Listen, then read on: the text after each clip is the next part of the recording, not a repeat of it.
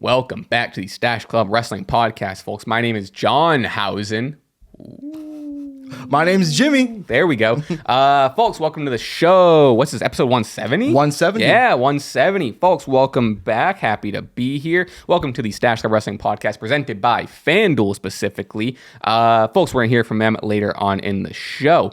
What's going on, Jimmy? Lot is going on. The internet exploded for a couple of reasons. We're talking everything. We're talking everything happened on Raw. We're talking Danhausen. We're talking Rhea, Jade, and some tweets. We're talking Roman Punk. We're talking everything that happened at Elimination Chamber. Jimmy, how we feeling before we get into some housekeeping stuff, and we'll dive into the show. Seth Rollins is back too. I guess no one wants to talk about that. No one wants to talk about it, and I love it. I think I tweeted out no one's talking about it, and people thought I was like digging on Seth. I was like, no, I love Seth. I'm usually defending Seth. I was surprised to see that much Seth praise. Usually I feel like he's getting kind of dogged on by the timeline.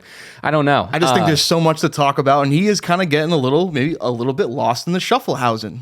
Unfortunately, I mean, just because there's been so much other notable news. I think it was so obvious that it was him, yes. And also was expected. Mm-hmm. Where the other stuff is just a little more. It's a little more sexier in terms of discussion points or whatever.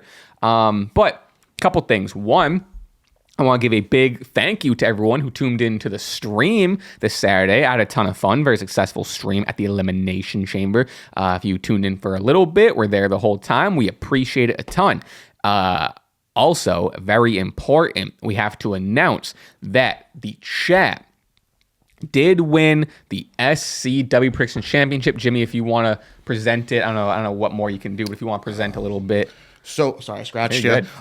So yes, the chat. Congratulations to you. Though, you had the advantage of putting in your picks right before the matches started. Instantly, you gotta take them down a notch. I will say though, on the train I made a video on the train ride over here before the chamber stream. I was like, if I could change my picks, I would. And the train picks went 4-0. So if I was able to change my picks, I would have went 4-0. But anyway, the chat, congratulations, you are the SCW champion. Obviously, I've never seen someone like the NBA commissioner presenting the trophy, and before he gives it to the people, he'd be like, "Well, if I had my choice, it would have been the Mavericks, and you guys didn't deserve it. If there was it. one more quarter, I don't think you guys would have won this, but." There you go. To represent you guys will be the Ghost That Never Lies.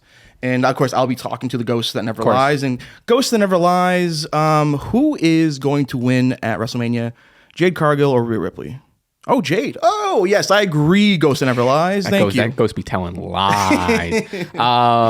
Other things. Speaking of stream. Well, first of all, I'll say, so a couple things with that. Your SCW Predictions Championship will be on the line again at, I believe, AEW Revolution at the end of this month, I think, or a couple weeks or something like that. I believe you're right. I think I'm right. Yeah. First time for everything. And then we have, I need to make note that I'm sure there's people listening to this being like, whoa, I'm the SCW champion? Whoa, that rocks.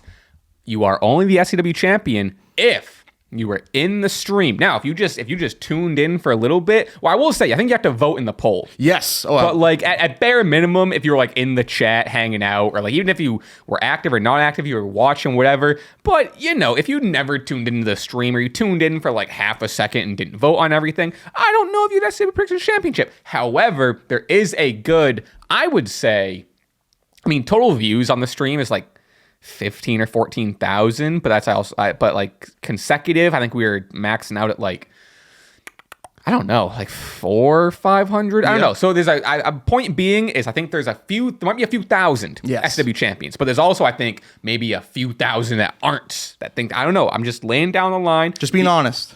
Because the folks in the chat worked hard for it. Very funny too. We ran into that issue of okay, we're doing the live poll, and there's six options. Oh, wait, we can only do 4 for a poll. Instantly, the idea was broken, but we figured it out. Thank God. We did, yeah. But yeah, so okay, I think that's all of the housekeeping stuff. Patreon, did we Sure, we got Patreon, patreon.com/Stache Club Wrestling for a bonus weekly podcast. I'm glad you said that. And yeah. See, here's the thing, is I plug it at the beginning. The pod is the most tight-knit community. So most people on the pod are, I would be hard pressed to know if you are watching this pod not subscribe. So I don't feel the need to be subscribe and do all that stuff and da-da-da. Okay. we have a lot of places to go. I think we can start a little calm because I think there's a lot of controversy and a lot of whatever to get into. But let's ease into the show here. I want to start at Elimination Chamber. I want to start out with the winner of the Men's Elimination Chamber, which did go to, shocking to me, Randy Orton. And I think I instantly saw some comments of being like, not shocking, but fun. Okay, man. It's always, I love the trope of like, once something happens, being like, I knew that. It's like, all right, I'm sure you did. I think, in general, I mean, Randy Orton, I think, was a lot of people's 2, at bare minimum 3 to win. So, like, sure, not the most shocking thing in the world, but I think everyone, like, far and away saw Cody winning. But yeah, a lot happened. We got the Masked Man of Seth Rollins revealed after one Masked Man fake out and the second Masked Man fake out on the SmackDown prior. That we actually got Seth Rollins. In that match, we had Logan Paul take out, very controversially, take out Trick, Javon, and LA Knight. Yes. Okay. And then, yeah, Randy getting the win. I liked a lot of this after the fact of Randy kind of like looking down at Cody and then going to help him up, not help him up, hitting his pose on the turnbuckle. And then we're going to kind of talk about everything in a big mashup here.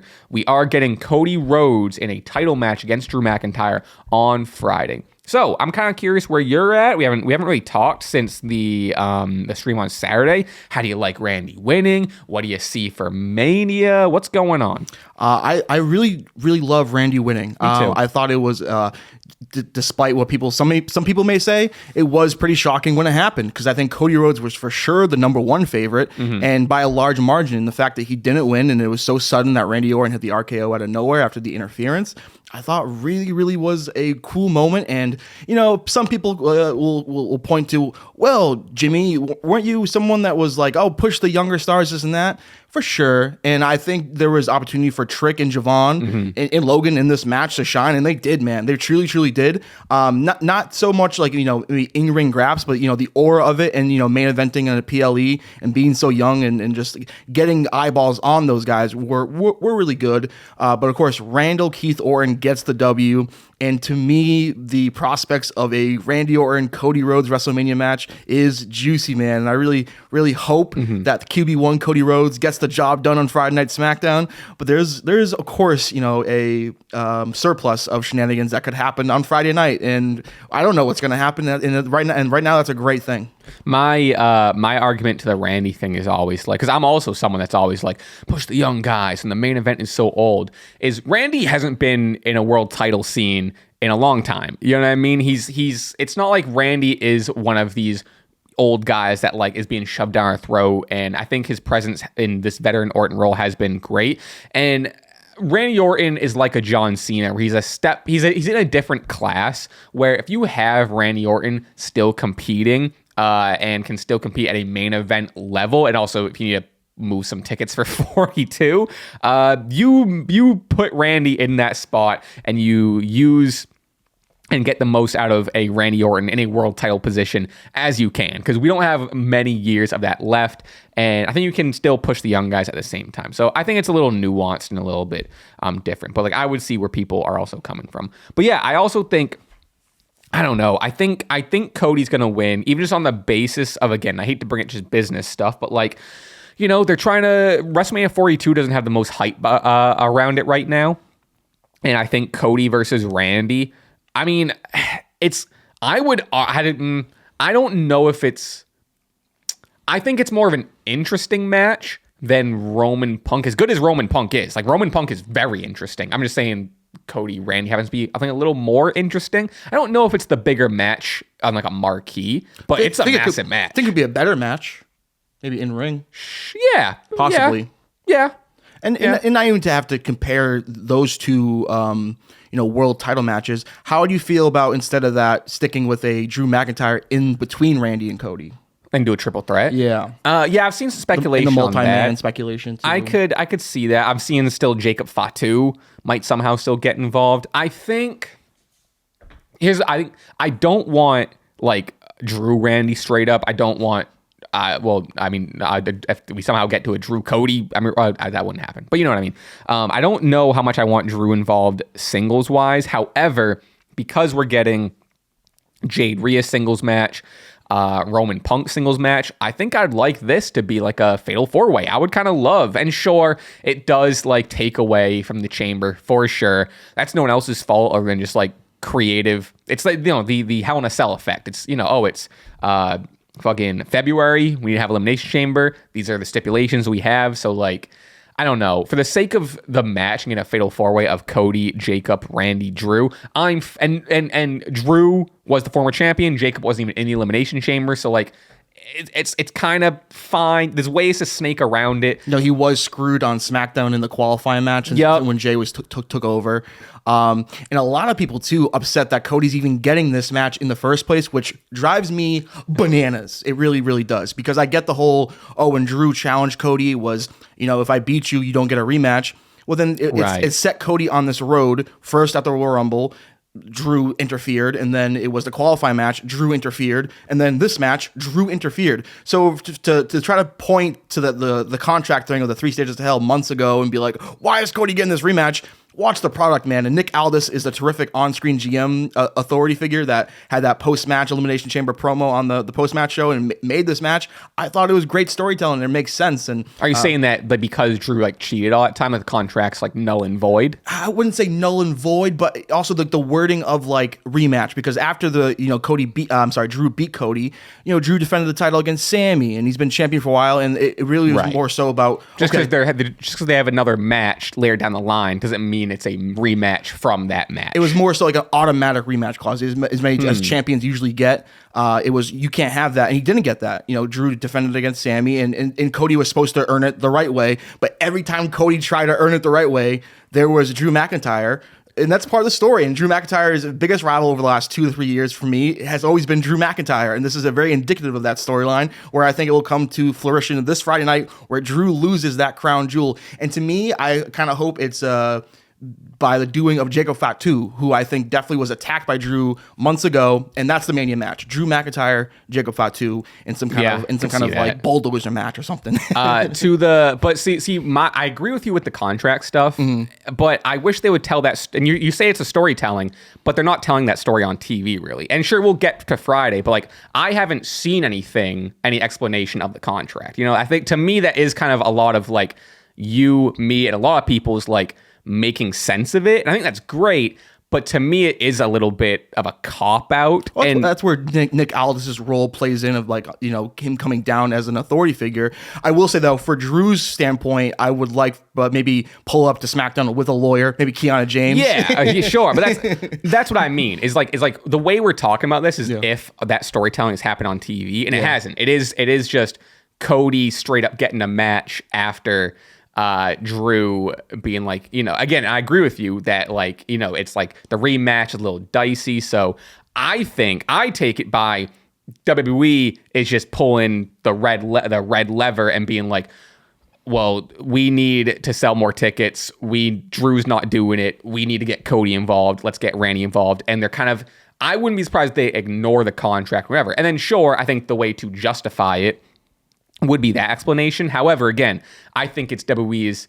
It's not our job to put those pieces together. WWE should be telling that on TV and again, with Friday hasn't happened yet. So hopefully on Friday, what I'm hoping for is, like you said, Nick Aldis, Drew's like, hey, what the hell? Why am I facing Cody? And then Nick Aldis goes like, well, it only said for, what I mean? I want that explanation to happen. I just don't want to, I just don't want to give WWE that credit for a story that they haven't told yet. You know what I mean?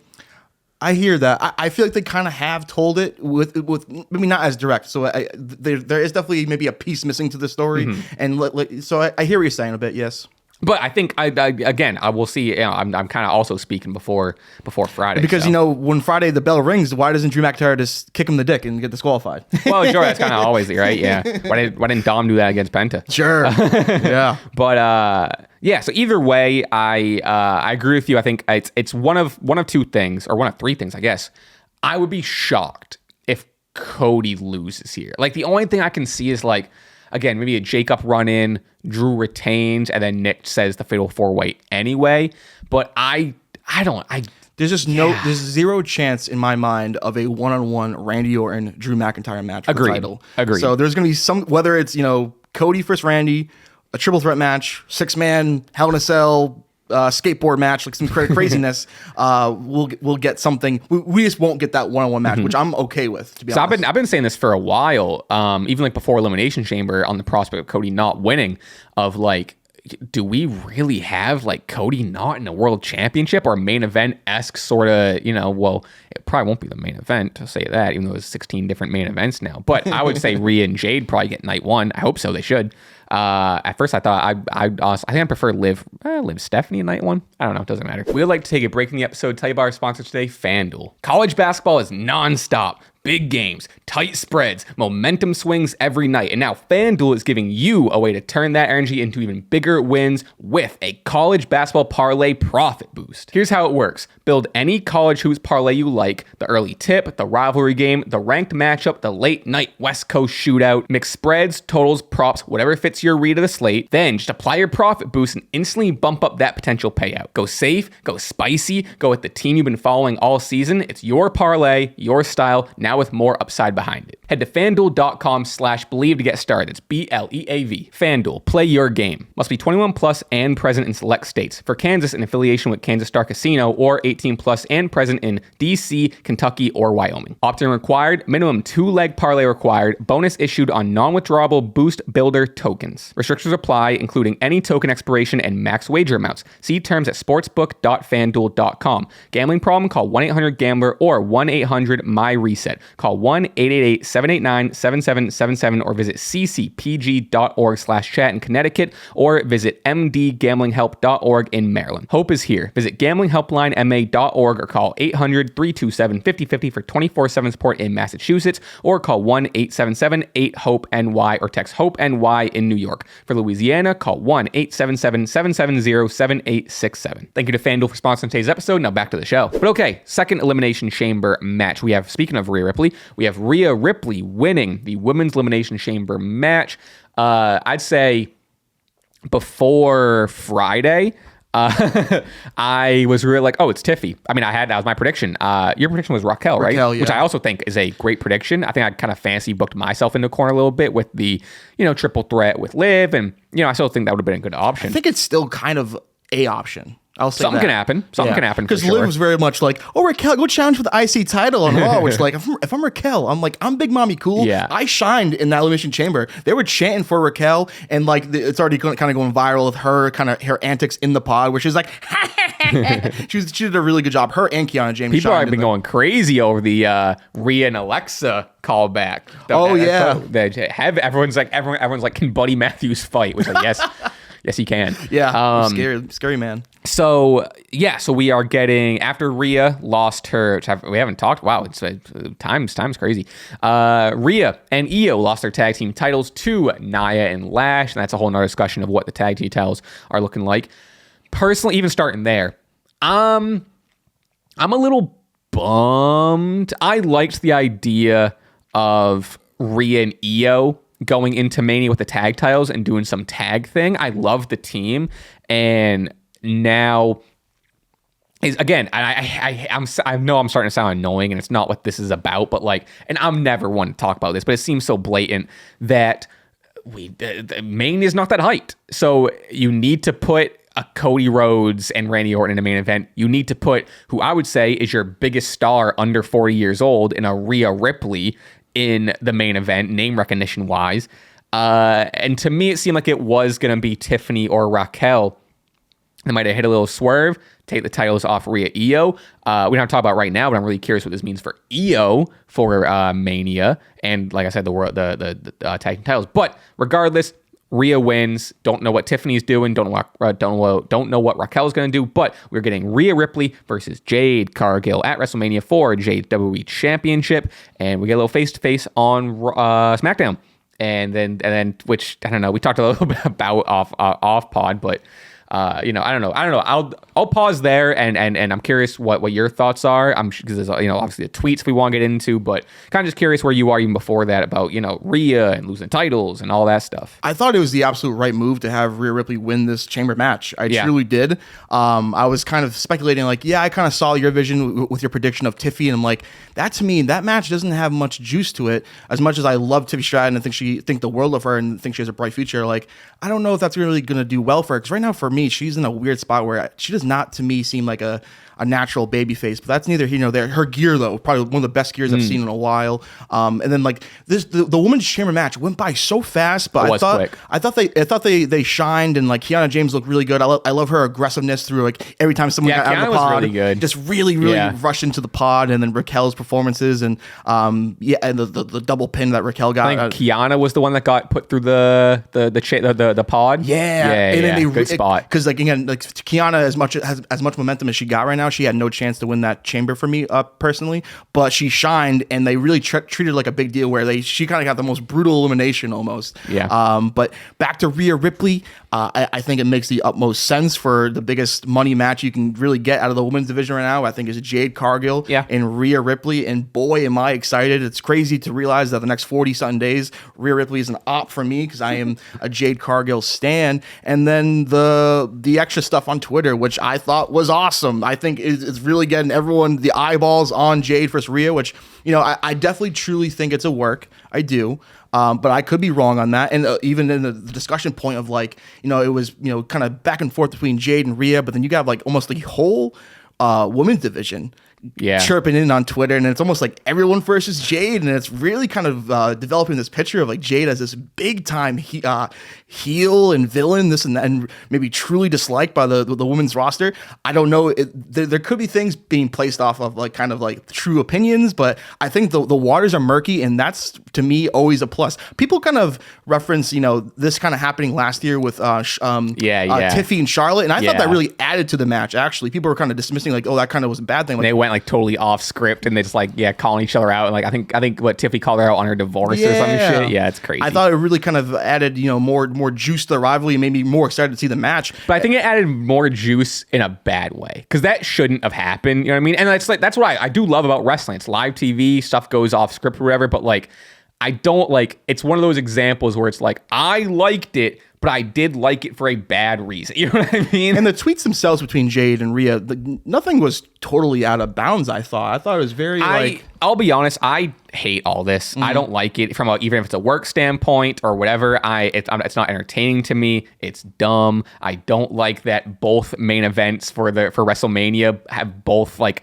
And I kind of was hyperbolic when I tweeted about Roman Punk, but like Roman Punk started out their feud with just like, oh, you tweet about me and I tweet about you. And then you have the women in their world title being like, you know, on Twitter also tweet. And it's like, I don't know why we have to do this on Elon Musk's app to build up to a WrestleMania story. Are we that creatively bankrupt? I don't know. I think we're just getting started, though. I mean, like Rhea just won the title, and then Rhea came on Raw last night with the promo, not really about Jade, but then like really up close and touching Io Sky. I thought they were gonna kiss for sure for one moment. You know what? I thought the opposite. I thought Rhea was about to fucking slugger, which like wouldn't have made any sense because Jade is the heel. Yeah. But there was just a part of me, because I know Rhea's done this before, where there's a part of me where like Rhea kind of got in that voice and like, oh, Io, I love you. And I thought there was a butt coming. I was like, I thought something was happening. Either and thank God either a nothing punch did. or a kiss, I thought was one of the two.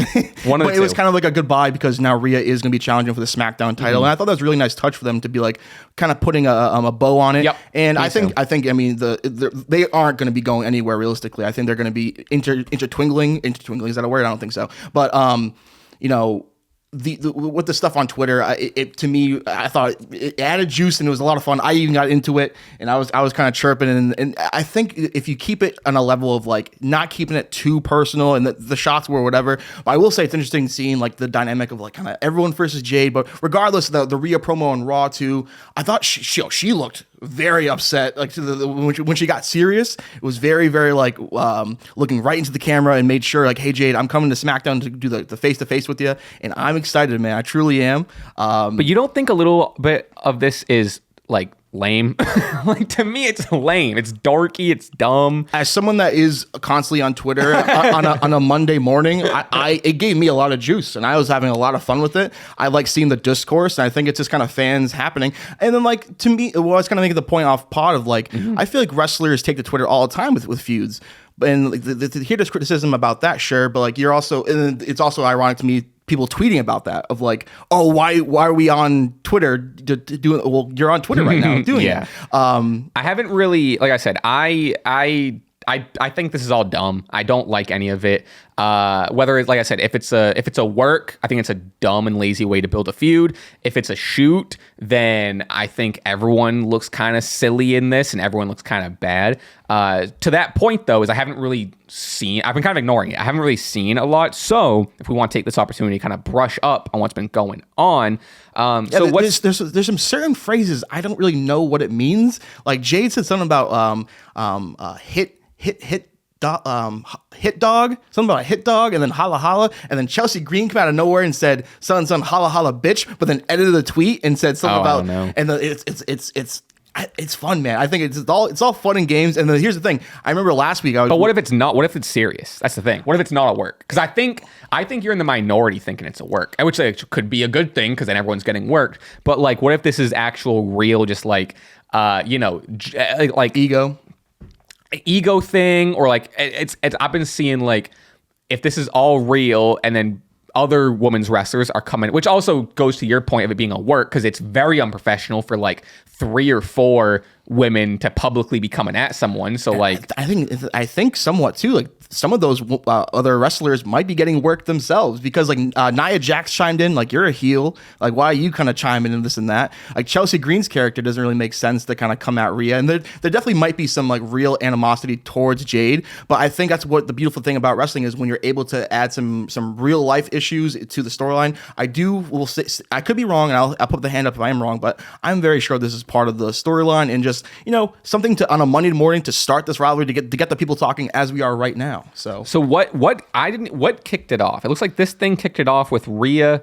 Like Rhea tweet at Jade first, or like I don't really know what started it. There was something, I think what really kind of put the gasoline on the fire was, oddly enough, like Chelsea Green put a tweet of like, Rhea Ripley's the greatest wrestler and she doesn't even have to be mean or nothing to do it. Oh, okay. And then Jade kind of quote tweeted, goes kind of like you know, condescending, kind of putting it down, whatever. Kind of say it with your chest. But there's been other tweets back and forth, and like I hear your sentiment too of like, who gives a fuck, which like if that's your opinion, sure. But for me as a Jade stan and someone that's constantly, you know, chronically online, I'm having a lot of fun with it. And it's tough going to war against Rhea Ripley, but as a Jade stan, I'm with there. And there also is discussions too of like, you know, a lot of people are kind of showing their asses of like, you know, putting down Jade unfairly, in my opinion. Of course, I'm biased and no one wants to hear that, but it's all fun in games right now, and I don't think it has reached the threshold of being too personal. And I think it's all it can really do is add to the feud. Cannot wait for Friday Night SmackDown. We have the WWE Championship match, and then the face-to-face with two of the most aura-driven muscle mommies in the era that are. It doesn't mean much to me because again we've talked about the night one main event, whatever. But yeah, Jade versus Rhea to me is the slam dunk night one main event. Yeah. Will it happen? I don't know. And if it seems like that's what they're building up to. I would love it. And I don't disagree. Like, regardless of a work or not, they're gonna put some of this in their feud. You know, similar to how like there were years of Punk and Seth not liking each other, and now like I'm definitely in the camp of like they're like best buddies now. Yeah. But you know, and they use that for their feud. But a couple things we have. I think I found the source. But also, I've been seeing people. It's been so crazy. Like people really taking sides, and like I've been seeing some tweets being fully against Jade and being like, you know, unprofessional Jade. She's breaking kayfabe, and she started getting personal, and then it's like totally like, oh, like it's I guess the rumors are true that like the locker room doesn't fuck with Jade. And I guess there were even rumors before, like maybe a year ago, whatever, that like Bianca and Jade had a little bit of like a thing, and it was like, if you can't get along with Bianca, who can't get along with? Then on the other side of the coin, I'm seeing total to your side of pro Jade, anti Rhea, being like, quote tweeting whatever we'll get to in a second, but the Instagram thing that Rhea tweeted out and being like, yo, this was messy of Rhea, and like this. So it's crazy how divided it's been. But so it looks like this maybe this is what started off. I'm probably wrong. There's a tweet that said, so Rhea Ripley goes to her 7th WrestleMania in a row. She'll have competed for a belt in every one of them, which is actually a crazy stat. I didn't know that. Rhea said, guess ... I'm that bitch, which is what Jade says, kind of her catchphrase in a little bit. Jade quote tweeted, no boo, you are the second option, at me next time so I see it. And then Rhea like put out quote with this video. What's this? It's basically just her saying she wants to face Rhea Ripley. I know is to hold a streak and to go in and dominate. And I think Rhea Ripley is one of those people that I would love to. Okay, let's talk about one. So many dream matches. It just depends. Like, I'm a powerhouse. I do power moves. I beat people up. I throw them around like rag dolls. Right now, I'm guessing Rhea Ripley. She's at Crazy. Okay, that's cool. Okay, second option. So Rhea, and then. And like I think Rhea using that tweet is kind of like, if I'm the second option, why you in interviews saying like you want to face me, which is fun, which is true. It was more. Damn, I'm kind of just curious, and I want to see a timeline.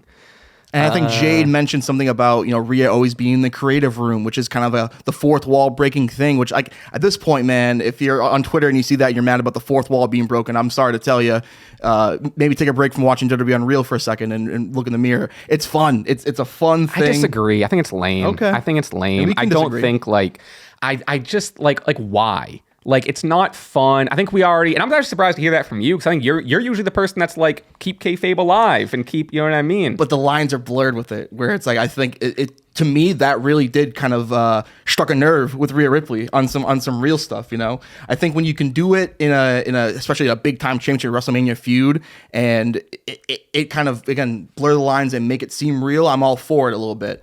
Like, even, it's not the same, but like, weirdly enough, the Roman Punk promo last night started going into like, yeah, well, we brought you back to do this, and then Punk was like, oh, Roman, sure. like, we like kind of in terms of like I run the company type thing, or I have a hand in creative, which I thought was kind of weird. But like, it's wrestling right now in 2026 is such in a interesting and hybrid spot. Like, most of the fans obviously all know it's a predetermined sport, and there's so much behind the scenes that is more interesting than what happens on the screen. So, which isn't, I don't think is a good thing. I don't think it's a good thing that that's where we are though. But that's not a good thing. You know what I mean? And I don't think you can just keep excusing. I'm not saying you're excusing it, but like, I don't know. I mean, that's wrestling in general in the bubble. I mean, it's kind of. This quote tweet is from that. Jade says, "Ha, I just be talking." And which member of your social team found that video for you? Because we know they always have to find a way to keep you on top going into Mania. Anyway, y'all have a good day. I'm busy on vacation again. Rhea. Well, a lot of different stuff. All you seem to do is talk. That's really it from Rhea. Talk like the hour you spend in creative. So that's the one that got people off. And that's not even kayfabe breaking. You can make the same point of like, oh, you're John Cena, you're the golden boy, WWE, you're the poster boy. Like you're on all the cups. You get every deal. So it's like not even like, oh, you are buddy with Triple H and you make sure you get all the best storylines. It was kind of just a jab on Twitter that if you're on Twitter, you see it, and it adds some juice to it. I don't know. I said, you're funny. That's funny. Now we know you really do be talking out of your ass because everything you say is bullshit. Don't spread lies on my timeline, you dumb bee. Jesus. Oh God, another victim. Will you girls lighten up and stop crying? We haven't even started yet. Boo. And then Chelsea piped in.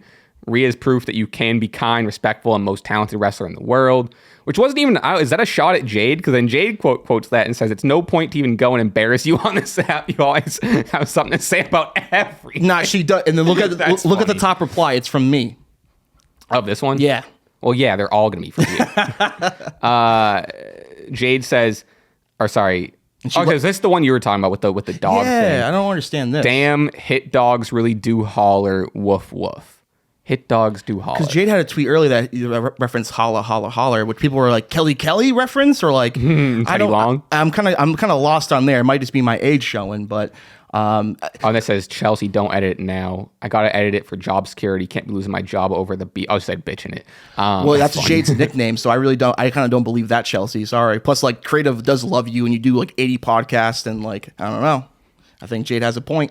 God, you are so in the weeds of it. You're so in the weeds of it. It's fun. This says, to me, this comes, I think it's just a figure of speech where like hit dogs do holler, where like, I think it says that Jade got hurt and like a wounded dog, a wounded dog will be loud. Hurt people. Yeah. Not that I'm calling Jade a dog, but you know what I mean? Yes. Keep tap dancing Chelsea. Woof. I think that's, and then Piper tuned in. Oh yeah, Piper tuned in, and that's why I was like, you know what, I'm not even coming at Piper. I got too much respect for old Piper. See, this people had a problem with too. Hey Piper, hope you're healing okay. Can't wait to give you some ring time. Which I don't think is too crazy. A lot of people kind of took that and like, you're making fun of someone's injury, which like reading this now doesn't seem too like, crazy. No, God forbid when Piper comes back, we get a compelling Piper Niven match. No point to even go. I don't even know. Is this Jay? Oh, this is Slagent P. Who the fuck even say anything about you? Contrary to belief, the world doesn't revolve around you.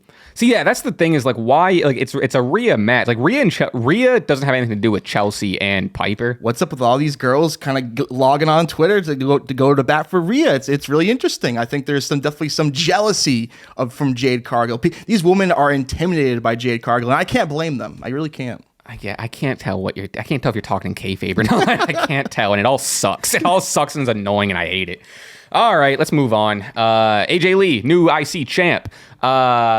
Cool. Fine match. I think it's kind of what I was expecting about Becky losing. You get the rematch on Raw. I wish we got a little something. Well, okay, we got a little different something. Not to say 12 things at once, but AJ Lee looked solid. Becky sold her ass off. Fine match. And then we got on Raw, which kind of, Brock Lesnar is kind of already doing this, but AJ Lee came out basically like, hey, I'm the IC champ. If any of you women backstage want a shot at my title, come step out. And they did the same thing they did with Brock, which I didn't like this, where I thought someone was going to come out and then the segment just ended. And it's another thing of like, someone will come out to challenge me at some point, and that's the Mania setup. And it might be Becky coming back for her rematch. We also got teased with Lyra, Bayley, and Io. So it could be any of those women. We're having a gauntlet match next week.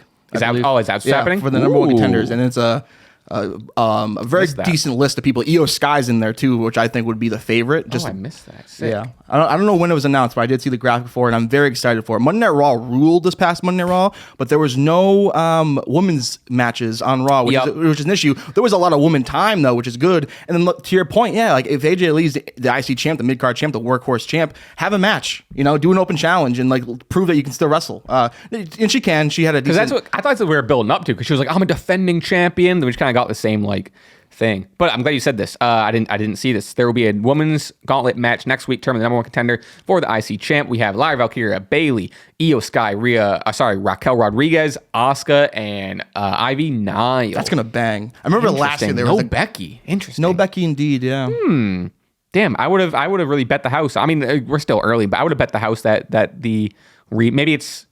Is this assuming at Mania? It says number one contenders. I guess the assumption is at Mania, but like maybe it's just I don't know. Maybe not a Mania. I think they would say WrestleMania. Yeah, right. That's interesting. Maybe just getting a nice title defense for AJ Lee before she drops it to Becky at WrestleMania. Who do you think wins this? Like a Big Mommy Cool has a lot of momentum. Io Sky is the best wrestler in the match. Asuka's Asuka. I really don't. Bayley is Bayley. Like, I really don't know. To me. I mean, maybe Bayley, because I think a Bayley versus AJ Lee Raw IC title match I could see happening. Yeah, if we're going to Raw, like if this is the Mania opponent, Io Sky. I guess Io. I mean, I kind of thought we were getting Io Julia. We kind of got a tease there, but like I would prefer Julia Kiana. I think that's just like makes more sense to the story as opposed to like a random match. I feel set though. This match, the winner of this match won't get the IC title match at Mania. I feel confident in that. Because like I said, I'm really kind of. Roxanne. Isn't Roxanne injured? She's coming back from injury. She's hurt. But yeah, I'm really kind of not that it matters what my mindset at. But yeah, I was kind of looking forward to Becky AJ rematch and a stipulation. But I don't know. Interesting. We'll see what they do there. But yeah, I like AJ Lee right now as the IC champ. It's refreshing. It was kind of the big title change on the show, as obviously we didn't get the other one. Solid. I don't really have much to say about this other than like I'm looking forward to see what we get for Mania out of AJ Lee, and I hope she's on TV with it and showing it. You know what I mean? I would like to see a match, and I think we'll get that match soon on Raw. AJ Lee wrestling match on Raw. I think we'll get that from this gauntlet match next week. Looking forward to that gauntlet match. Let me tell you. Okay. Do you want to go Punk? Or you want to go Danhausen? What's the difference? Yeah, it's a good point. Let's go. There's less talk about Punk retaining over Finn, so we'll go Danhausen, baby. Okay. Crate reveal. We got the crate at Elimination Chamber. It's also we're gonna bleed a little to Raw too, and suspenseful, smoky. There's a coffin in there. We got the what do they call them? Lady Hausens. I think it's what we got. We got the Lady Hausens coming out. Then we got the Danhausen reveal. Crowd starts booing. He does his thing. His teeth to Michael Cole. Little poof of smoke, and then he's gone. And that's the crate reveal, and that's the Danhausen debut. And then just to lump everything together, we then got Danhausen on Raw backstage with Adam Pearce being like, here's my list of Danhausens. I want this. And yeah, so I have my opinion on it. I'm curious where you are coming out of Saturday. So we haven't really talked. I'm very curious to see where we are now, especially post Raw. Obviously on the stream, we had some reactions to it. Yeah, I don't know. I don't know if you want me to start off. If you're kind of waiting to get into this Danhausen stuff. Where do you want to go? Yeah, I'm kind of just whatever with it. Mm-hmm. You know, it's my expectations for the crate wasn't high. I think like after a week of realizing like it can't be Chris Jericho, and like I removed my thought process of it being Chris Jericho like early on. Mm-hmm. I think other people didn't, which I think maybe added to some of the disappointment in the live crowd, at least, and maybe online of the reveal at the Chamber. You know, I will kind of say, does it feel deserved for him to get this spot a little bit? I would kind of lean towards no, but who am I to criticize a guy getting a job because of a friend? You know, so there's that. But to me, like I'm, I like comedy, and I kind of, you know, roll my eyes at people for me because like pointing it to me like, oh, like you must not get it. I get it. I can just also say it's not the funniest. The thing is, though, and I'm kind of in the minority of like, I was very familiar with Danhausen in his time in AEW, and I think some WWE fans aren't.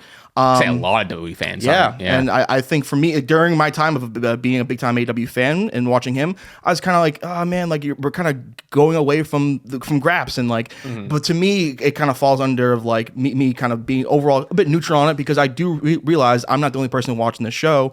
And I think he definitely is a merch seller, and it's one of those, it falls in the category of like, it definitely not the same thing, but like, you know, the Karrion Kross of it, the Wyatt Six of it, that kind of type of wrestling fan that might really adore Danhausen. And I'm going to give him an opportunity. And I thought the backstage segment was okay. I thought what I really appreciated about it was like Dom Mysterio interacting with someone that I think Dom Mysterio can beat the bag out of. So I think that's a plus, where it's like he is a good comedy relief guy, and we'll see what we got with Danhausen. You know, I remember on stream I was gonna say I'm gonna pull up the podcast with the paint on. I didn't want to do that. Plus I saw an interview like that makes sense, copyrighted the makeup. So funny. I didn't want to get in trouble. The whole video gets flagged. That's funny. Yeah. I feel like I got a little nuanced thing. I think my opinion's changed a little bit, not from the debut. I'll flat out say I thought the debut was awful. I thought it was really bad. I thought WWE sent him out there to fail. I do think, and sure, I think there was a large majority thinking it was Chris Jericho. I don't think that was the big reason, and I could be totally wrong, but at least like from my perspective, I don't think people disliked it because it wasn't Chris Jericho, you know what I mean? But I don't know what I was hoping for. I don't know what would have been better than Danhausen. I'm glad it wasn't like there's new 2K26 DLC. I thought it was going to be Chester Cheetah from the Cheetos bag. Sure. You know, I thought it was going to be something advertising. So the fact that it wasn't that is kind of a plus. Yeah. And like the reaction to the boos. Here's the thing. It would have been worse if they made no noise. The fact that he did get booed is better than no noise. I'll say that. But it's very much though comparable to the gobbledygooker from back in the day, where he got booed upon his exit out of the egg, and everyone kind of knows how that went, which is very poorly. So, you know, if it's comparable to the gobbledygooker, that's not a good thing. But I think it's something that they made noise compared to no noise. But I think I would have rather no noise, because like if he was a heel, then you're getting boos, or if they're gonna, but like he's supposed to be this. So my point being is I really didn't like the crate. I think to your point, I do think it was undeserved for the character that Danhausen was. And a lot of people are like, well, the crate wasn't even hyped up. It was a mystery for 2 weeks. It was the second mystery they were doing at the same time, because we were getting the Masked Man stuff.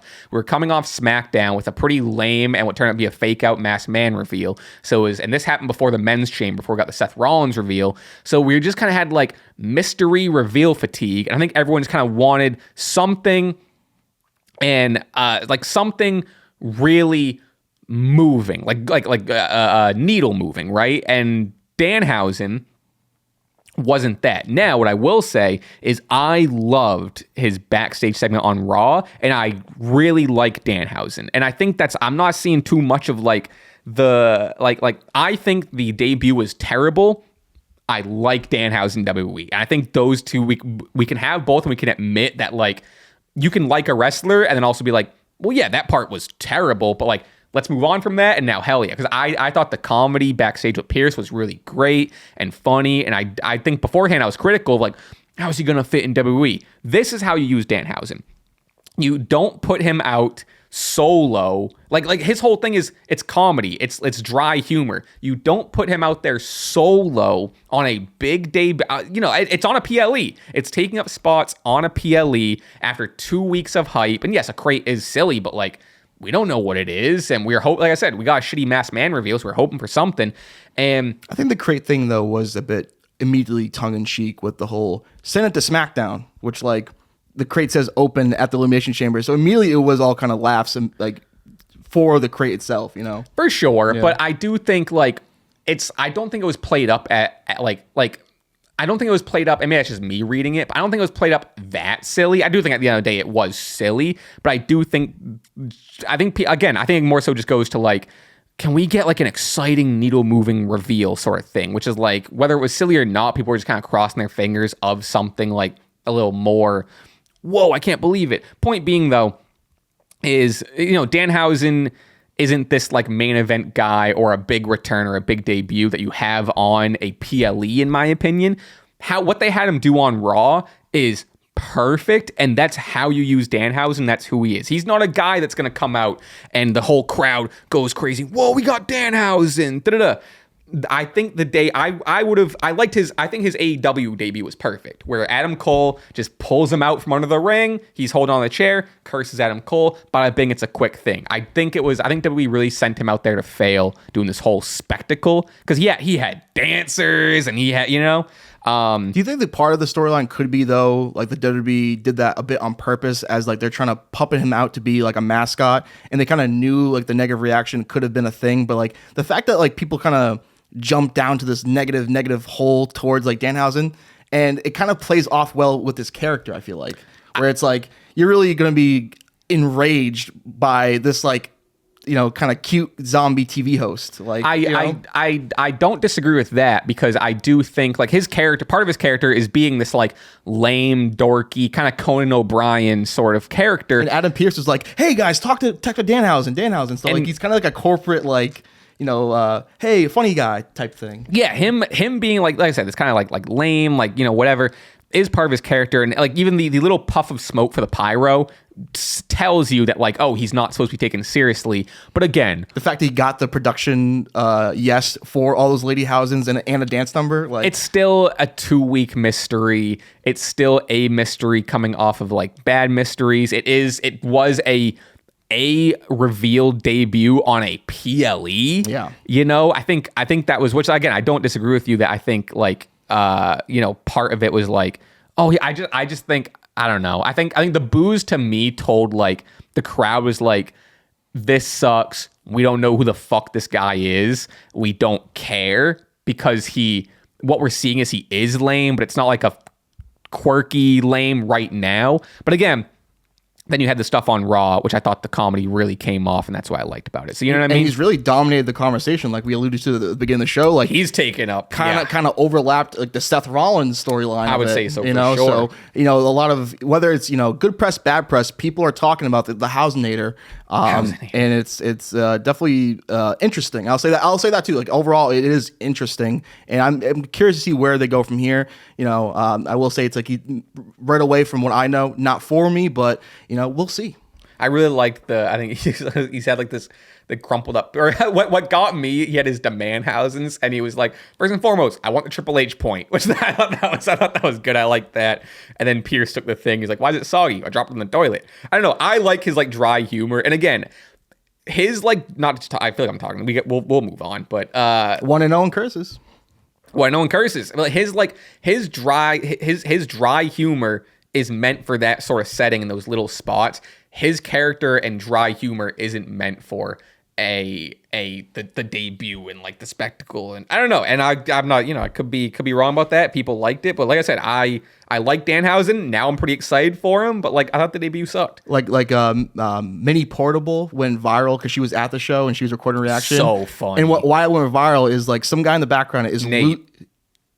I think that's her boyfriend or something. I think. I could be wrong. I thought it was a random thing. Some guy is losing his mind. I only say that because she quote tweeted it and said like Nate is losing his mind. I don't know. So Nate, her boyfriend, losing his mind live seeing Danhausen, which like was really funny.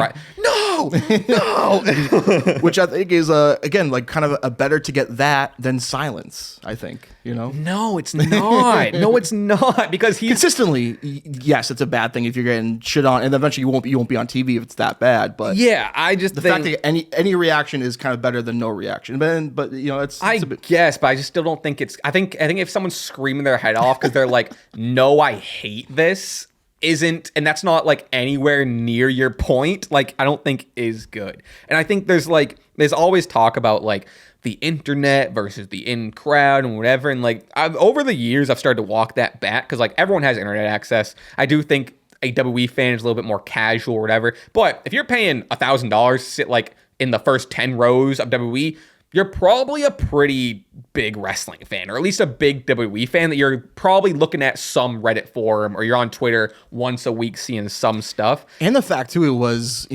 his friend CM Punk's hometown, like a crowd that I think he's also from Chicago too. Okay. So then like the fact that you got booed in his own hometown, it is a rough look. It is. I will say that. But as much I was just saying, no noise is worse than the boos, but it is kind of damning that he had like the home field advantage and still got booed. And again, it's less on Danhausen. To me, the boos were more to WWE. Like it's again that's why I'm saying WWE sent him out there to fail. It was more so about just like, we don't care. This is a whatever debut. I don't know who this guy is, which again I think because he really had a small stint in AEW and he was also kind of frozen over there for like a year and a half. Yeah. So a lot of people didn't get to see him.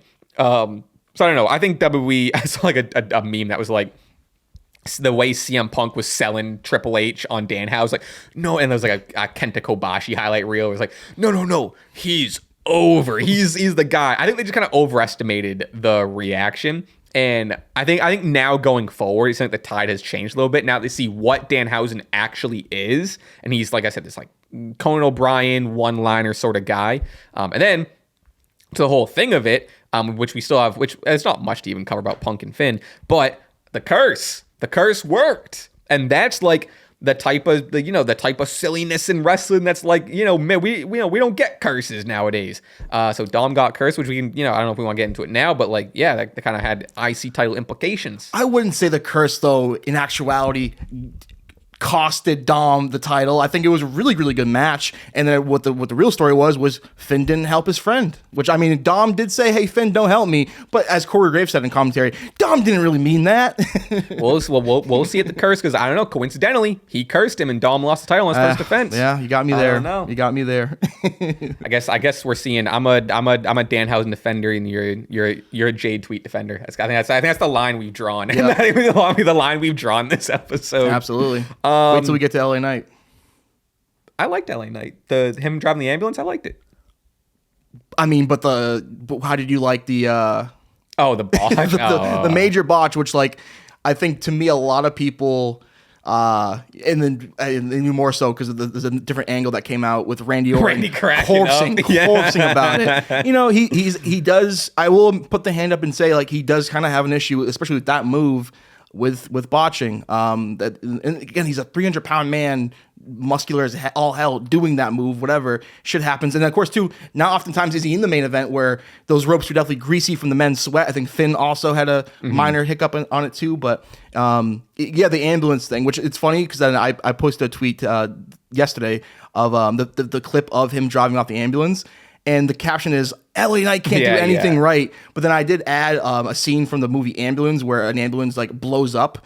But the thing is, many people did not finish the clip and thought I was just talking about him funny. Almost hitting that guy, which was a part of the scene. But it just goes to show you, people will read something and immediately just get upset. 100%. Yeah. Okay. We'll circle back to all that, but I guess to put a bow on Elimination Chamber. I guess to put a bow on Elimination Chamber and then to bleed into the promo, we can kind of dance around Punk and Roman. CM Punk retains over Finn Balor. I know a lot of people are upset that Finn got yet another loss. And sure, I think, beforehand on the pod, I was definitely in the camp like, I want Finn to win. It would have been just a fun swerve, but he didn't win. Now we're past the Finn stuff. We got a really good promo with CM Punk and pretty Finn, decent match. Fun match. Yeah, I don't think. If you recall though, the ending, just like kind of like the GTS, fell kind of flat where it was like, oh, I really didn't feel like that was the end of the match, and then out of nowhere, boom. Because right beforehand, they did a big move that felt like the ending. It was the sharpshooter. The sharpshooter reversal. Sharpshooter into that was sick. Amazing. That was cool as hell. Definitely way better than the first match. But then, to me though, what really memorable for this match was the entrance, the Michael Jordan CM Punk in Chicago. That was cool. It really meant a lot to me, and I thought it was a really cool moment for Pepsi Phil.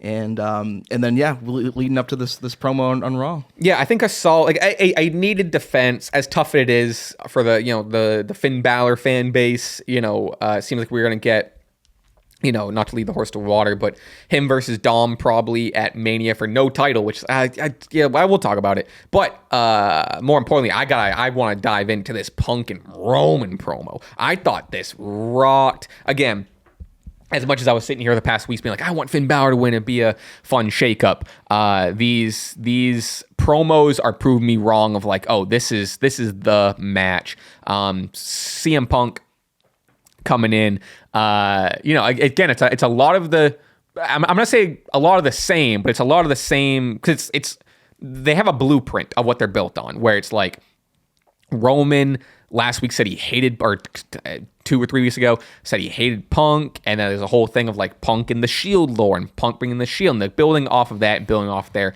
long history, and then also a couple tweets that is for some reason getting involved, and then Roman just dogging on him, being like, again, we brought you in to maybe sell out a show in Chicago. Seems like you might have more notes than I would. If you want to hit me with, if you have anything in mind, any direct quotes, I can't think of right now. The Reigns asked him, did my tweet hurt your feelings from Phil? Because on the post show, Phil was really like, oh, Roman Reigns, you can tweet, but you can't come fly to Chicago. All that stuff. Punk, really good retort with, it's a good thing I've got these bags under my eyes, though, because for 7 weeks I got to carry all your bullshit to Mania, which, to me is a good line, but also admitting that Roman Reigns may not be here all the time, true. Which is kind of, annoying. But hey, true, and kind of a reason why, some people should be rooting for CM Punk as there's really no babyface and heel in this, which I think is kind of. I like it. I don't like it. I'm not sure. I think I maybe prefer one of them to be a heel, but it is kind of very compelling that these two guys are just kind of having a Raheem measuring contest, if you will, with each other, with their bars and quips right back to each other. What else here? We have. Reigns calling him. Punk made Reigns an emotional lady. I didn't love that line. That was kind of random. I didn't like why Punk is very progressive. Yeah. And I thought that was weird of him being like, you're an emotional lady. People aren't talking about that line. That line sucks. I don't like that line. The 30 to 40-year-old virgin still living at home, which thank God I'm not a virgin, because that line would have really, really hit home to me. Maybe not like Roman Reigns, but you're not CM Punk. You're just a punk ass bitch to me. And to me, that was good. That was a good one. A lot of these were going back and forth, and it really felt like Telemundo at one point, which I do love. But at some point, to me, it's like you guys are really kind of connecting with these bars. At some point, I'm just gonna punch you right in the face. And didn't Punk say he was gonna slap Roman Reigns last week? Maybe I don't remember when this face to face. I'm pretty sure he did, but it never came to fruition. But instead, we got a detail I love too is at every and maybe this is maybe it gets into hypocritical of me because I was trying to defend kayfabe, but I do admittedly love Roman just calling him Phil every single chance he's not calling him Punk. Just, Phil. No, I thought that plays hilarious. Definitely. It's so fun. The Samoan goblins in the pocket, which I think is a very good point of for Roman Reigns and a kayfabe standpoint to shoot on is brother, you can't win a match without your cousins. And then the whole and I kind of alluded to this earlier, which I kind of didn't love this part of it. Where actually, I don't know, but not that I didn't love it. I just thought it was kind of interesting where both these guys at one point start talking like they're the head of creative, which really kind of took me in reference to like what Roman said about Punk, like, oh, we needed you to maybe sell out of Chicago, which I thought was a good diss because like Chamber for a while wasn't moving tickets and like CM Punk, what are you doing? Which I think it was a good diss, but like it kind of just alludes that Roman Reigns like has that much pull, and then Punk turned it on him. It was like, nah, like I call you up when we need you type thing for PLEs type thing. I'm here every week. I'm the boss around here now. And he was like, I brought the Shield in, and then Roman being like, no, you brought the other two in. Oh, that was cool. Yeah, and like not even to even say Seth because he hates Seth, kayfabe, and then of course he probably couldn't mention Mox, or they try not to mention Mox, but a lot of juice to this rivalry, and then of course the explanation point of crazy. I'm gonna bury you next to your dad, which that was nuts. That kind of came out of nowhere. Like it's also like it did come out of nowhere, and it's also like is it just say like it's a crazy bar. I like it. It's a real just like period on the segment, and like oh my god, he said that, but it's not like it's like Cody where like we know the lore of Dusty and like Cody's always bringing up Dusty, where to me it was just like, I'm going to kill you and you're just so happen going to be buried to your father who is also dead. It's just kind of like, for sure. It's like, yes, you're right. My dad's dead. But that's like me really trying to think about it. But like in the moment him saying it, it's just kind of like you debate, bring up dead fathers, like whoa. And for Punk's character, who is like, I would say of the two, he's the more closest to like the pure white meat baby face. Like for him to just be like, yeah, I'm gonna bury you next to your dead dad was kind of crazy.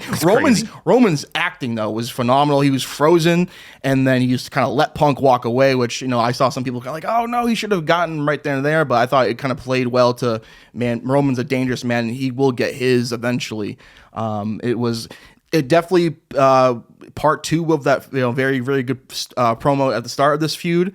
We're 2 for 2 with promos, and then we have 4 or 5 weeks until Mania. We'll get a contract signing, the breakaway pull away bars. There's definitely a few more things I think they could mention and kind of get the people talking and stuff. But it definitely feels like we're early. I think the obvious one is I think I liked your list. I think you tweet out just like the bingo card and like.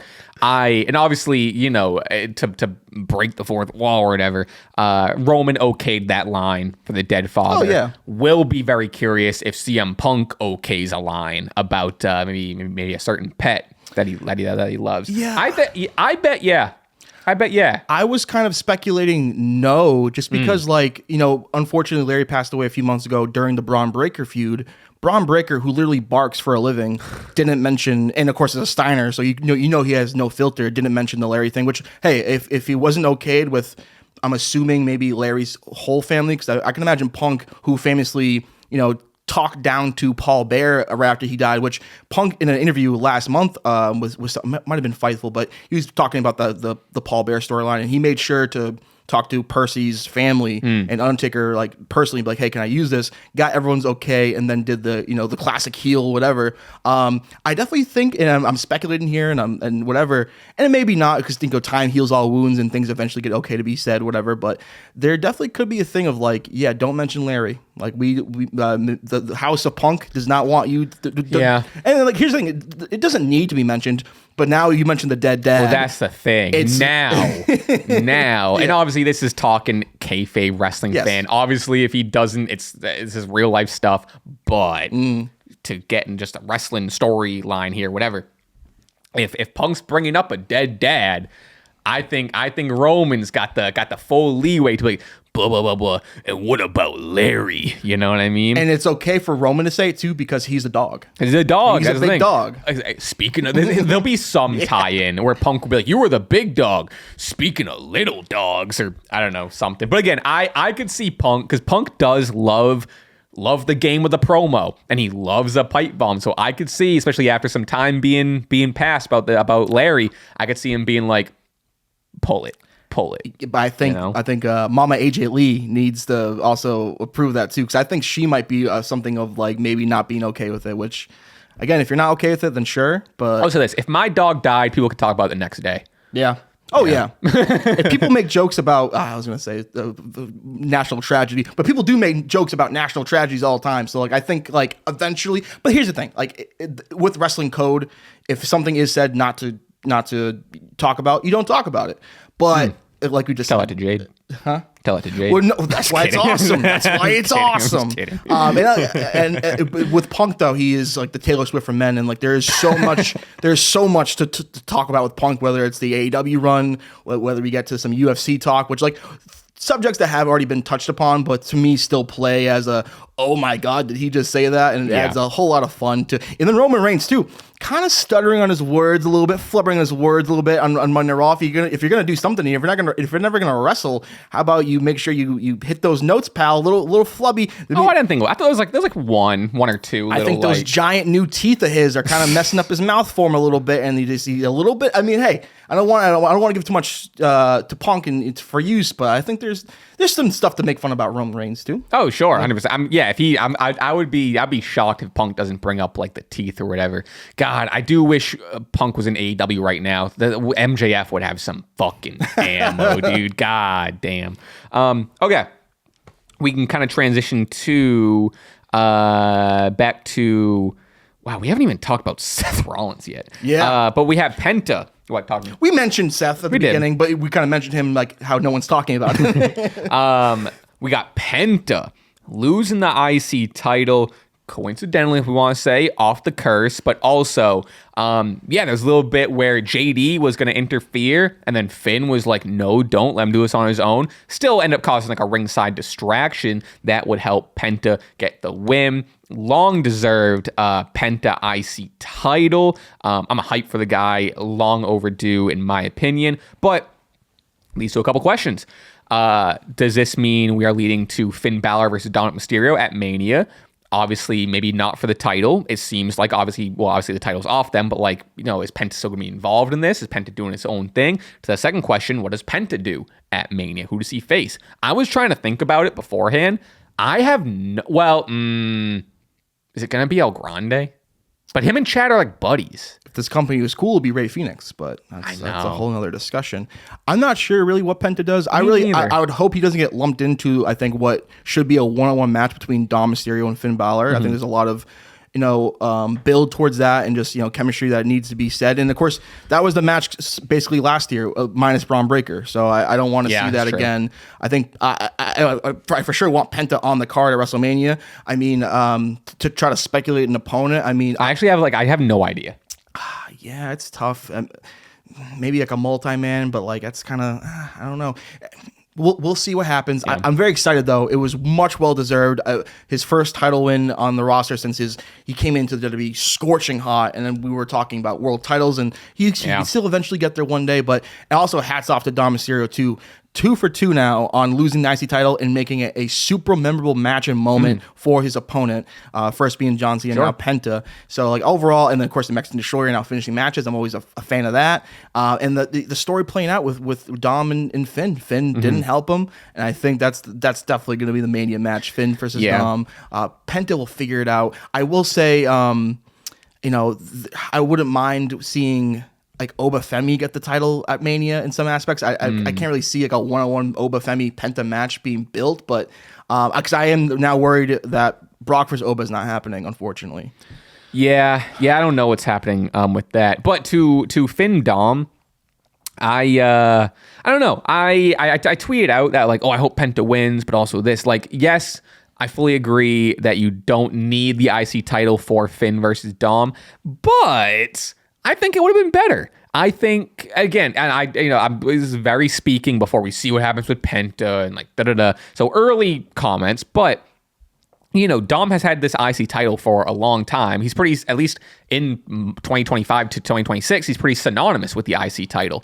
And Finn just got dropped out of the world title. I would have liked to see like some sort of like, Dom, you've been injured. You haven't been defending that title. Some sort of like, Judgment Day, like, I should be the IC title. I don't know. I think there was stuff you could have done. Again, not that it needed it. I just think there was also stuff you could have been done for the IC title, and then to have Finn win the IC title at Mania. I think that would have been a pretty big thing. Granted, it was a step down from the world title, but now there's no title involved. So again, just as much as I am over the moon about Penta, I don't know. But again, those titles are just trinkets. They're toys. They don't matter. I'm quoting Hulk Hogan one time in New Japan press conference, like it's really diminishing the championships as toys and trinkets. But Finn versus Dom, you don't think has enough. I think Dom right now is at a super big level. We're talking about 6 Mans of the Year on the stream. Yeah. I think Dom is at that level where he's flirting in the main event scene, I think. And Finn was just in the main event scene. So I think it actually is better for them not to have the IC title on the line, and we are kind of now on a level of like, this is above the mid card, because I think it sort of is a little bit, because Dom to me is one of the fastest rising wrestlers on the roster in terms of like his trajectory of being on the main card. And Finn Balor is a veteran that's just coming off a world title run. I think when you have a opportunity to have a WrestleMania feud, one-on-one match that has legs to it beyond a title, have Penta get the well-deserved IC title run. Hopefully he figures out. I'm not sure. Maybe El Grande. That's probably, you're probably right, John. It's probably El Grande. It's gonna, and both El Grandes too. And hopefully we get I'm actually officially gonna announce this. I'm off the El Grande fun. I'm tired of it. I think both El Grandes can maybe stay in AAA or figure it out someplace else, because I'm a bit tired of it too. But maybe your boy Chad Gable gets a run. Yeah, maybe. Good for him. So I'm not saying that Finn and Dom, I didn't say that. Finn and Dom do have legs. I just think it doesn't harm. I think it does elevate to if you included the IC title here. And I just think like, unless, and I'm sure they'll build it on like, whoever wins keeps Judgment Day, or whoever wins, maybe it's a JD McDonough on a pole match or something, But no, I just think it would have. I don't know. I don't think it doesn't take away. It doesn't lack. It doesn't add. What? I got you. We get the wedding, Dom and Liv. Of course. Who interrupts it? The Demon. Oh, get me in the writer's room. Yeah, I mean, like, I don't know, Demon. I don't know if coming Dom out of the gets cake? the Demon. Coming out of the cake. Be cool. Demon. The light switch to the red, and then you got the Demon out of the cake. You don't like that? No. Finn Balor in a cake? No. As much as I love the Demon, though, it'd be a big cake. It'd be a huge. Well, it's not that big of a cake, though. He won't eat the cake. He's too jacked for the cake. Guy hasn't had a carb in 4 years. So I don't know. Yeah, I'm curious. Again, he's kind of, Penta's kind of buddies with Chad right now. Do they switch Chad? So you know what? Okay. Wait. We're kind of talking around things a little bit. There was a moment on Raw before the match where Chad Gable, in a friendly way, did say, if you win that title, I think he said, I get a shot at it. Oh, he did say that. I think he did say that. Oh, that's so probably the moves. Unless maybe we're getting Penta Chad on Raw beforehand, or Chad turns on Penta, or we get the second El Grande involved. I think that it seems like, I don't know, as much as I would prefer El Grande versus El Grande, Maybe a masked mayhem match. You can get Rio, Bluo, both El Grandes, Rey Fenix, Dragon Lee, who had a great match against Gunther. We'll talk about that soon. Anybody in a mask in the WWE, kind of down for it in the IC title match at WrestleMania. Masked mayhem. I'm into it. Okay, we can go to. We got Seth Rollins coming back. Obviously, we talked about him returning at the Chamber, and then we got, which I like this segment a lot. This opening segment, as much fatigue as I have about masked men. They did this well. They built on all the different, random masked men that Seth Rollins seemingly has at his disposal, whether they talk about, they're all trainees of Seth, or like whatever. He at least has them at their disposal. Got Austin Theory and Logan Paul out of there, and then hit a stomp on Paul Heyman. We saw him in the ambulance, bloodied. Hell of a chair shot too. Nice little Shield callback. Yep. Yeah, I do. I do love all like the chair shots to the backs. Crazy as he pop. always does. And this guy has a great track record at coming back and getting a big pop whenever. And True. Him coming back, people dog on Seth Rollins after a while, and I'll at least speak for myself, is like, I felt that there was a hole that got filled once like Seth came back on TV. It's like, oh, we've been missing Seth. Like Monday Night Raw has missed the Monday Night Messiah, IMO. This is cool. Don't know exactly what we're building to. Hopefully, if a Braun Breaker is cleared by Mania, but like, how much time do you have there? I'll tell you this. The faction of Paul Heyman, Logan Paul, and Austin Theory standing there still trying to be like, we are the Vision, and I think it plays the story, is pretty tough. I'll tell you, I never like coming on here just strictly like dogging on people and be like, this sucks and this sucks. That might need to be a conversation with Austin Theory one of these days. I think the conversation's already kind of had a little bit. It wasn't a good match against Jimmy Uso. Of course, it was kind of interrupted by DQ. But yeah, man, I fast forwarded through it. I didn't. He just kind of has no aura to him, and it's when he got on the mic and he said, "I have a theory," I almost threw the remote at the TV. Wrestling is corny and silly, whatever. Austin Theory's not the guy. Yes, is he technically proficient a lot of the times? Yes. Has a look. Can he get Jimmy Uso to a 5-star match? No. Not that was the intention, and Jimmy is good, not to dog on Jimmy. Point being, though, Austin Theory's been this guy for like 5 years, even more than that maybe, that people have been like, future world champ. This guy just has it.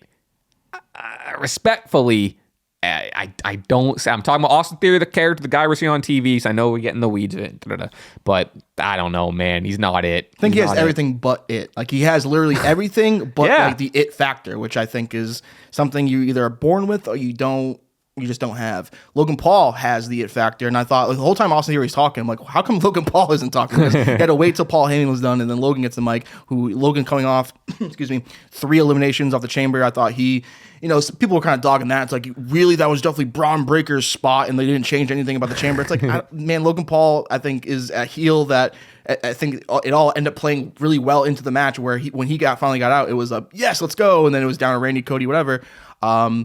What does Seth Rollins do at WrestleMania? That's a very, question. Very tough thing because, I think it makes sense to do a Seth Rollins, Logan Paul again. They've had a match before, and not to say that they couldn't knock out the park again, but I would assume Seth might be limited in some capacity. I think he definitely kind of looks like he may have had surgery. Yeah, he very well recently. May not be cleared. He may just be cleared to do a stomp, and yeah, you're right. So that kind of really makes me kind of go, And then he takes out Paul Heyman in a great moment. And maybe we're just assuming Seth might be here just for that. That could have been it for Seth until he's actually cleared. We don't know. Yeah. But one thing I will say is, and I'm a bit disappointed, which was with the speculating of the Brock Lesnar of what's he going to do at WrestleMania, and I'm kind of looking at it right after the segment and who drives Paul Heyman in the ambulance and away. Was Los Angeles Night, and Sun tells me once Paul Heyman's cleared in 2 weeks and Brock's back, and they're doing their very tired shtick in the ring, who's going to come and confront Brock might be Los Angeles Night. In Boston. Oh God, that is 2 weeks. We'll see. Or 3, I'm not sure. LA Knight Brock being the match doesn't. To me it's disappointing just because I really in my head was Obafemi for Brock, but I can't deny that the storyline right now looks like it's going to be. But I will say Seth Rollins also could be the one to confront Brock in a Seth Brock match because Brock does like working with Seth and they do have history, and it would make sense because again this whole Vision storyline with Seth being revealed as the Masked Man, I don't think that was the original plan. And it was the most, obviously, it's so super funny too, seeing Paul Heyman lose his mind over the reveal where it's like Seth Rollins, this Masked Man was doing Seth Rollins mannerisms and his moves, and it's revealed to be Seth Rollins. And he was the guy that wants to seek revenge out on you. Why are you shocked? It's just, someone tried to say this was the surprise of the century, which Jesus I think Michael Christ. Cole might have said that. That's bad. Don't be doing that, man. I see, and again, I don't love this, but I see if them even want to run Logan and Theory versus LA Knight and Seth. I could see that. Little tag match. Oh, yes. I'm sorry. Usos. Tag titles. Oh, yeah. They do have the tag titles. Oh, yeah. And then Jimmy was involved. They did take out Jay the other week, so maybe that's it. And Jey Uso shows up, and again, he was on crutches, selling the injury, sure. Yep. I still think he could have showed up to Chamber. In kayfabe. I mean, if you were good enough to come out and do what you did on Raw, I don't know. That was kind of at least yeeted. All right, let's go to. We have a couple other things. We touched upon that. Gunther Dragon Lee. Very fun match. That match ruled. We got. Sorry, taking notes here. I think beforehand I said this pod's going to be under an hour. Nope. We had an hour now. Right, like an hour 20. Yikes. But I think, we also record stuff beforehand, so maybe I'm not really sure where we're at. Anyway, Gunther Dragon Lee. Gunther unmasking Dragon Lee, needing to unmask him to get the pin, where it's like, again, choked him out. I think people, choked him out, sorry, to get the win, I meant.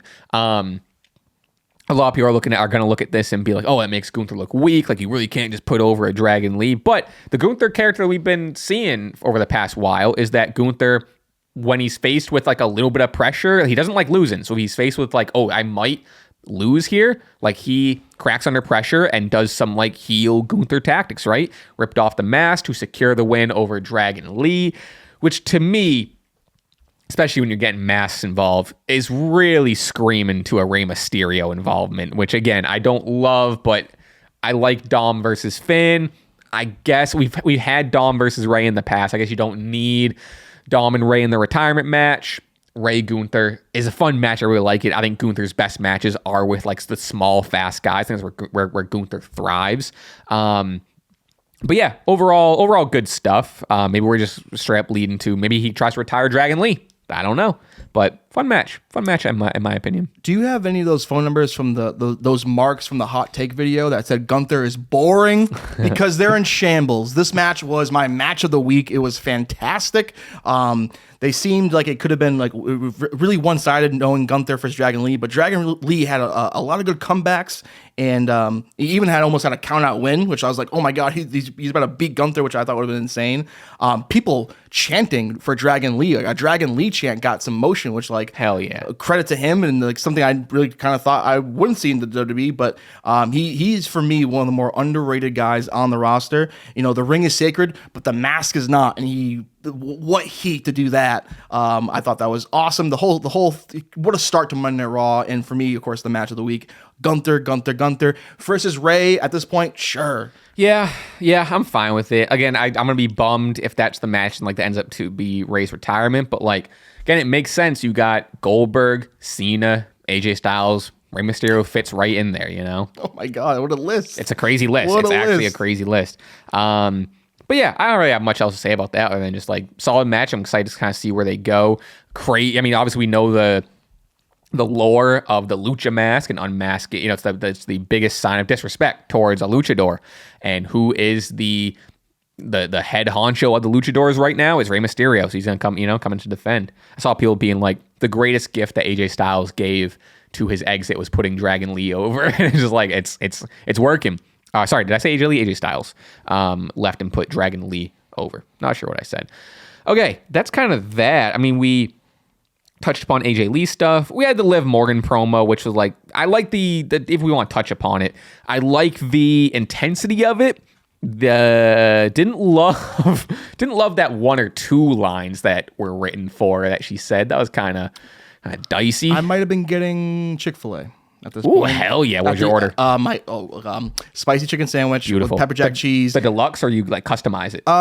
Just the chicken, cheese, and bread, but then I also order extra sweet and the sriracha, the sweet sriracha, put it on the spicy chicken. And you go no pickles. No pickles. Okay. Yeah, no pickles. And then I also get a 8-piece nugget with the barbecue sauce and another sweet sriracha. And the going back and forth from the sweet sriracha and the barbecue sauce. Nice little balance. Large Coke Zero, large waffle fries. Oh, nice. Awesome. But I think I was getting that order during this promo because I do not remember this promo at all. What were the two lines? Let me see if I can find it. Was it just like kind of dicey? It was kind of racist. Really? Yeah. It was crazy. Oh, okay. Yeah, I don't know what. It was, I mean, like, there's an argument of like, yeah, she really was a heel there. We're watching a TV show, but like, yeah, what's the... Let me see if I can find the... If you can't, I understand. I definitely should have done the research. No, you're good. No, I think that the Chick-fil-A is worth it. I think it's important. Yeah. What the hell did she say?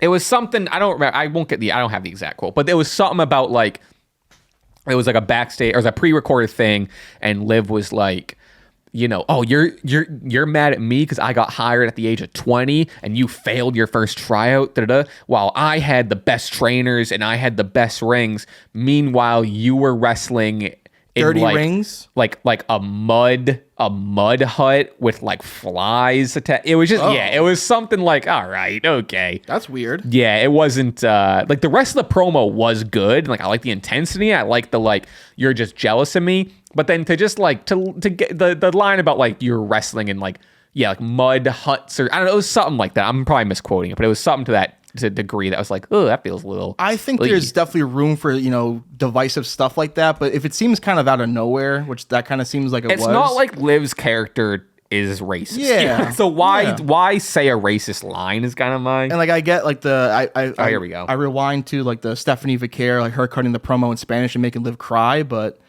I don't know. It was Liv said, "I'm sorry I got signed in WWE when I was 20 years old and got rejected your first tryout."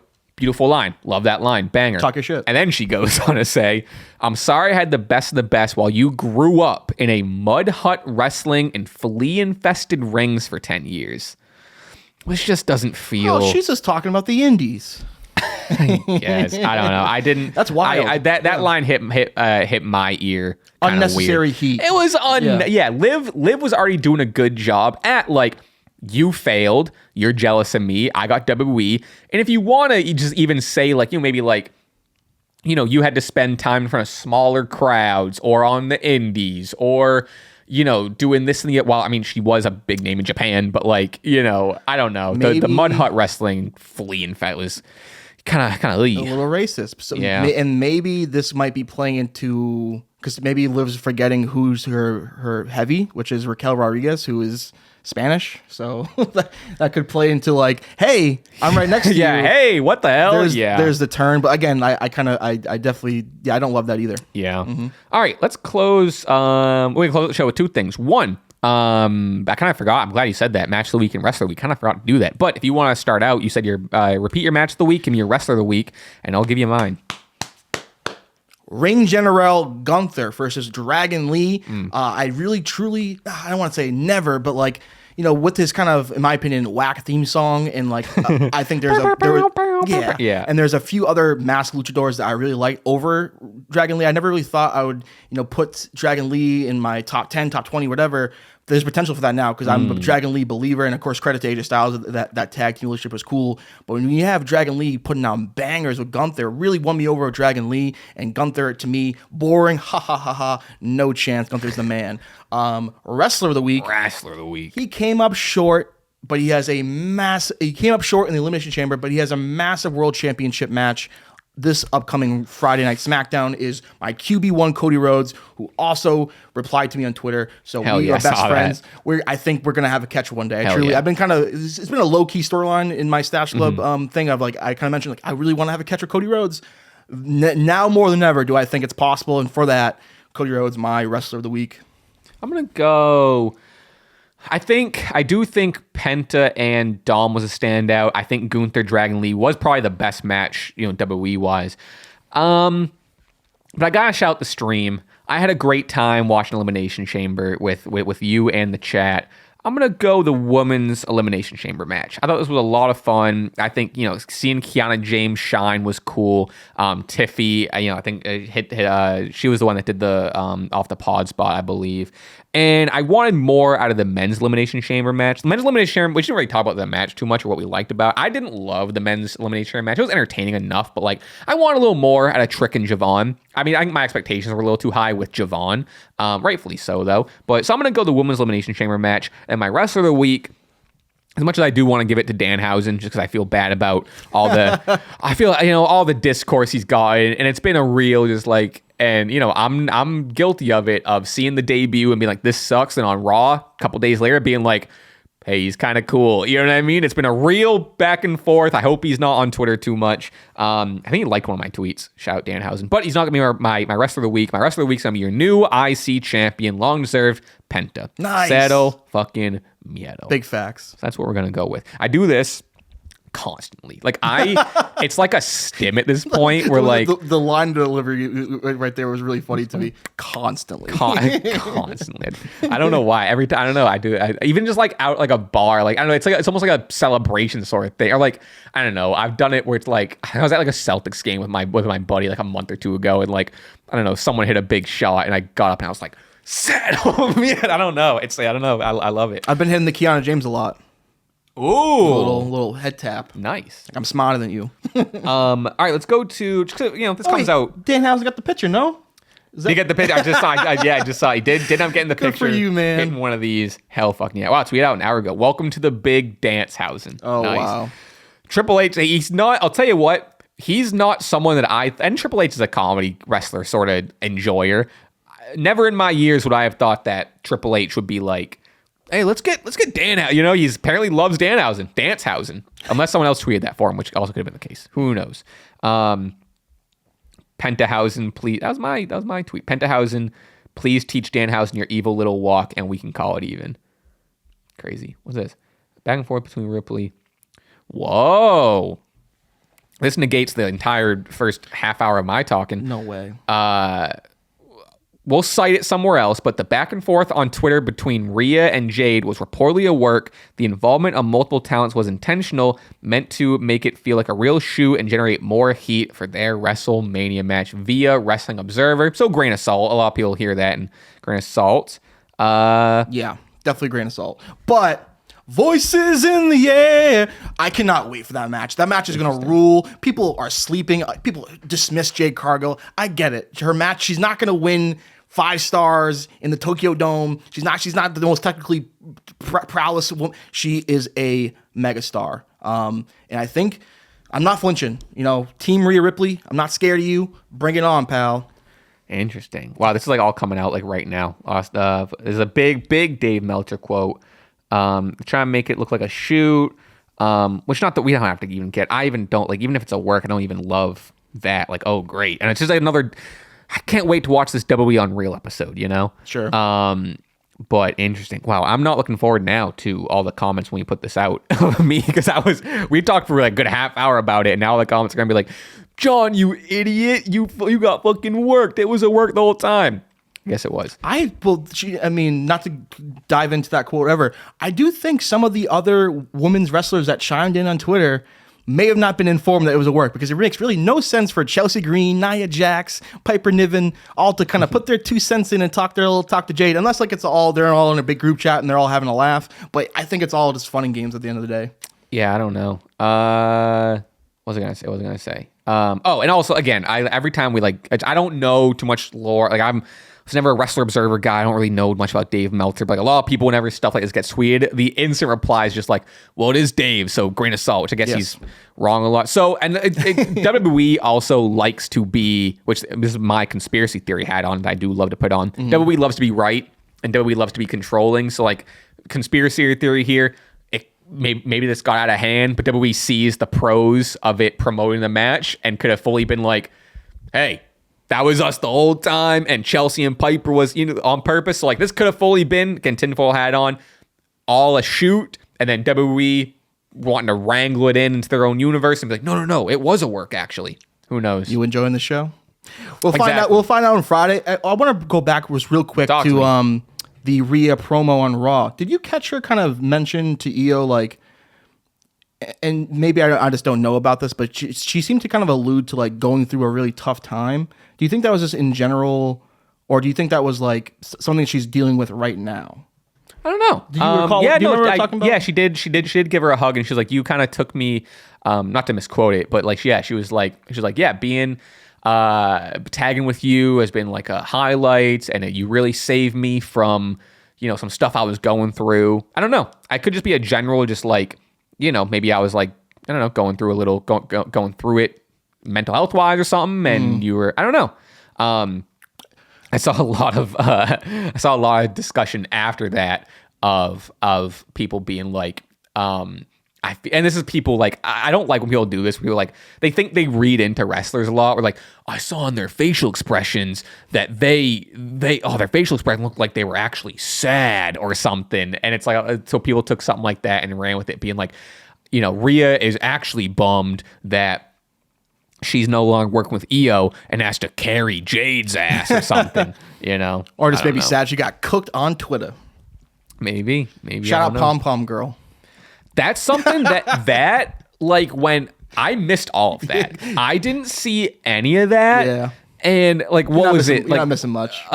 Someone was like, wanted Oba to do like a funny pom pom thing, and he was like, no. Yep. And then she went online and it was basically just like, yeah, this is my first and last picture with Oba Femi, because he didn't do my pose. It's like a regular thing to do. Yeah, and like I've been doing this content creator thing for about a year now, and I've been learning about like the sectors of different content creators and fans and this and that. There is a whole very tight knit community of like fans that are just like I need to go to meet and greets and just be Mrs. Meet and Greet. And it's like, hey, if you're having fun, you got the money for it and you can do that. It's awesome. But it's like, I was very like interested into like learning like this whole Pom Pom Girl thing is like her thing is like Pom Pom Girl thing and takes pictures with I seen a picture of Dirty Dom and this and that. So like, I'm learning stuff every day. And like they all do the pom pom shtick? No, they kind of all have their own thing, or just like they really are all about like getting that, you know, the meet and greet picture and like kind of being best friends with these wrestlers, even though it's kind of just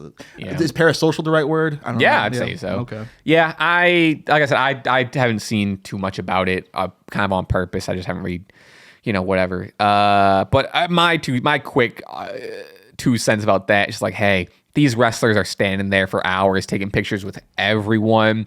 God forbid they don't want to do your silly little song and dance. Like, just take the pictures, say, oh, hi, I'm a big fan, and like keep it moving, you know? What about Oba and Rusev on Raw? That's cool. Me. Yeah, hopefully that this leads to a match, which would be first, like, Oba's real first, like, match. Obviously, the match with Kit was like real, but like it was fairly squashy. But very nice to see in that match, and I think it was with the Miz, like before the match begins, Oba gets like 10 to 15 minutes to show his personality and like talk and have fun, whatever. So I thought both those matches segments were really well done. And also Rusev is on TV doing something. Yeah, you know? Instead of an interview or whatever, he actually got some kicks in, which I was like, whoa, look at you, that little scrap. Yeah, I'd like this lead to an actual match, and then we'll see what. I mean, I'm still holding out. Again, the Brock Lesnar stuff is all up in the air. Could be LA Knight. Could be Seth. Could be totally different. Maybe Oba comes out after beating Rusev, and the next week he's like, maybe he beats all these big guys to then face like the Beast. You know, I don't know. I guess that's another mystery thing. Brock's opponent. A lot of mystery, and AJ Lee's opponent. A lot of mysteries. Wow. Okay, because this does come out on Wednesday, and if people make it to the end of the show, why not give a little Dynamite preview to end off the show? As of right now, or at least what I'm seeing in front of my face, a couple matches announced for AEW Dynamite. We got MJF versus Kevin Knight for the AEW World Championship. I didn't know this was for the title until right now. I don't know, is that a new edition? I don't know. That seems pretty cool. Kevin Knight, future of the industry. We got Tekla versus Thunder Rosa for the AEW Women's World title. Wow, 2 title matches. We got Moxley versus Hechicero. Should be cool. And we got the Brawling Birds versus the Inspiration. Hell yeah. You know what I thought about the other day? Where the hell are fucking Price and his partner? Alec Price and that was his name. I'm drawing a blank.